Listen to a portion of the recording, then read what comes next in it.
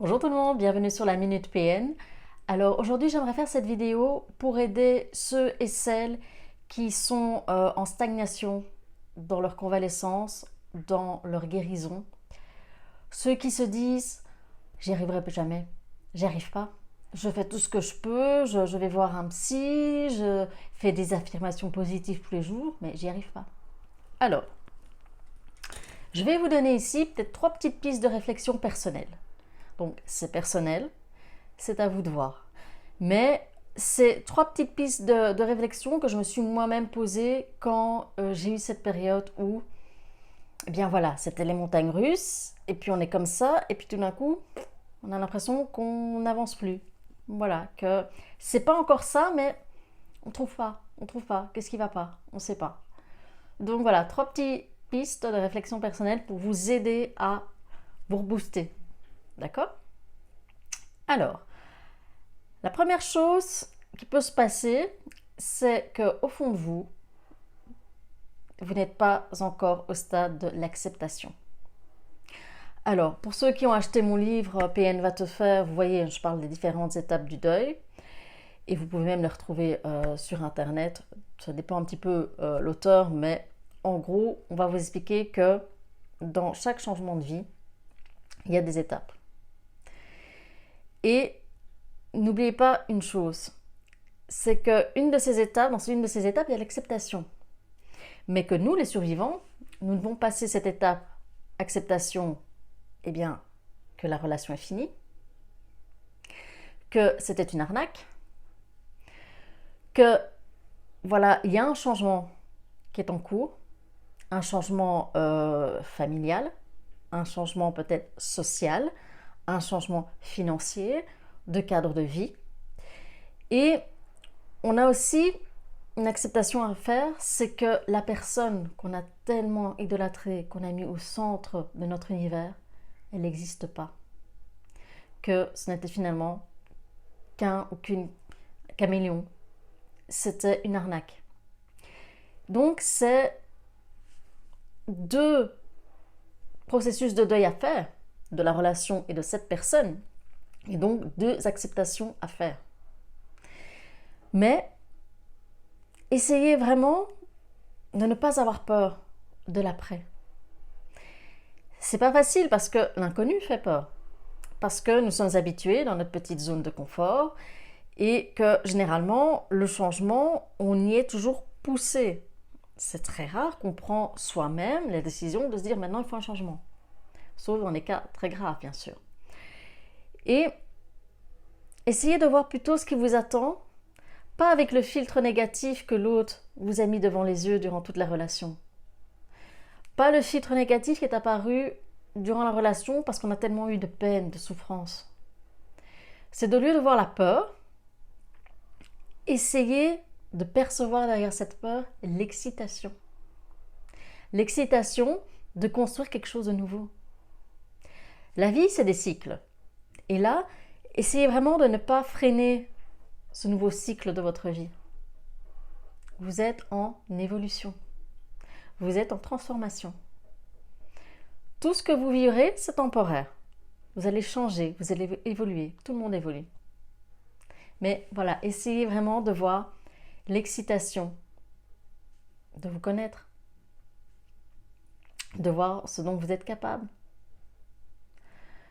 Et posez-vous la question, ok, je fais des affirmations positives tous les jours, tous les matins, mais est-ce que concrètement je les applique, ces affirmations positives? Parce que si en vous, vous ne les appliquez pas, si en vous, vous ne les ressentez pas, c'est aussi passionnant que de répéter le bottin.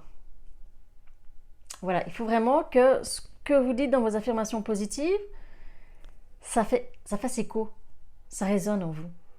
Et que vous mettez ça en application. Quand vous faites des affirmations positives qui disent « j'ai le droit de », aujourd'hui, donnez-vous le droit de faire quelque chose que vous avez envie. Ce qui m'amène à la deuxième piste de réflexion, c'est où est le plaisir dans votre vie? Alors, vous avez peut-être vu ma vidéo de la Minute PN qui parle d'anédonie, qui est donc, je veux dire, un passage à vide, une absence de plaisir, d'intérêt. Donc c'est temporaire. Ce qui n'a pas à confondre avec la dépression qui s'installe, qui perdure, qui fait que vraiment on a la sensation de plus rien ressentir, plus d'intérêt pour rien. Alors, c'est important de se poser la question, ok, est-ce que j'ai du plaisir à découvrir ce dont je suis capable? Est-ce que pour moi, voilà, j'ai un plaisir à faire ça? Et bien souvent, on pense que ce qui va nous faire plaisir, va nous amener du plaisir et de la joie, c'est de faire une activité, par exemple l'équitation, et que c'est l'équitation qui va nous amener du plaisir et de la joie dans notre vie. Or, dans l'après-PN, il y a aussi cette prise de conscience que le plaisir et la joie doivent venir de ce que nous faisons. Plus de l'extérieur, de l'intérieur. Donc, si vous faites de l'équitation, ayez le plaisir de se dire « j'ai repris mes cours oh là là, je bafouille. De dire « voilà, j'ai choisi de reprendre mes cours. » Ce que l'autre m'interdisait ou ce que l'autre m'empêchait parce que je n'avais plus de temps pour moi. De retrouver cette sensation quand vous êtes sur votre cheval, de se dire « voilà, je suis là, je suis occupée sur ce cheval, j'ai cette connexion avec ce cheval. » Donc vous voyez un petit peu la différence? Parce que ça va vous faire ressentir vivant. Vous allez ressentir l'énergie de la vie qui va circuler en vous. C'est vraiment ce moment où vous allez être conscient que vous reprenez les choses en main. Donc, allez-y, posez-vous toujours la question, ce que je fais, est-ce que je le fais pour passer le temps? Est-ce que je le fais pour pas penser à autre chose? Ou est-ce que je le fais vraiment parce que j'ai le plaisir de moi le faire, de le faire pour moi et de voir que je suis encore capable ou je suis capable de le faire. Alors, troisième piste de réflexion, c'est eh bien, il y a peut-être un manque d'enthousiasme dans votre vie. D'enthousiasme pour l'après. Donc posez-vous la question si sincèrement au fond de vous, vous pensez que vous avez droit au bonheur et si vous allez un jour ressentir cette sensation de bonheur.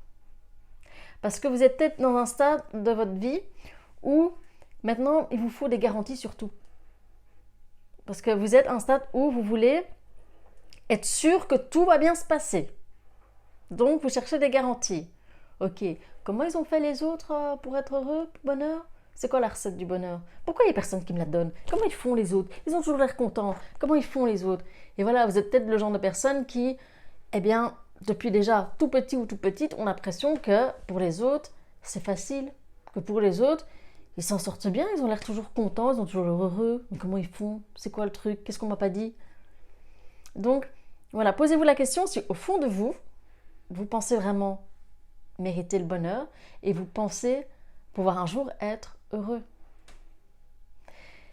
Et c'est important de se dire que vous méritez le bonheur. Que le bonheur, il ne dépendra plus de quelqu'un. Que vous pouvez vous-même créer votre bonheur. Que vous n'allez plus être là dans une relation à attendre que l'autre change pour pouvoir être heureux. Que vous allez avoir dans votre journée plein de petits moments de bonheur. Parce que vous l'aurez décidé. Parce que c'est à vous de savoir ce qui vous fait plaisir ou pas. Ce qui vous rend heureux ou pas. Et n'oubliez jamais pourquoi vous décidez de cette nouvelle vie. C'est avant tout pour être bien avec vous-même. Donc, ne perdez pas cet objectif. C'est pas pour pouvoir montrer à votre ex que « Ah, tu vois, je suis capable de ». Ça, ce sera votre ego qui parlera. Mais vraiment, de faire les choses maintenant dans cette vie parce que vous voulez être bien avec vous-même. Vous voulez connaître ce bien-être. Parce que plus jamais, vous ne voulez retourner dans une relation où vous sentez votre ventre qui se noue quand vous mettez les clés dans la serrure parce que vous ne savez pas comment va être l'autre. et qu'il suffira de voir juste son visage pour savoir que oh, ça y est, c'est parti. Donc, n'oubliez pas, tout ce que vous allez faire dans l'après, c'est toujours cette recherche de bien-être personnel.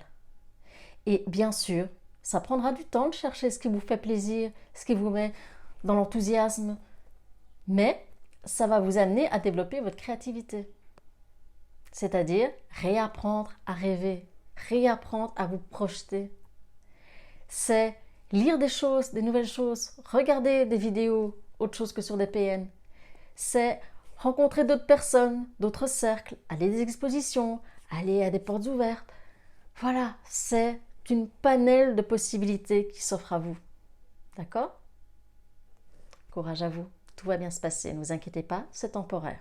D'accord ? À bientôt.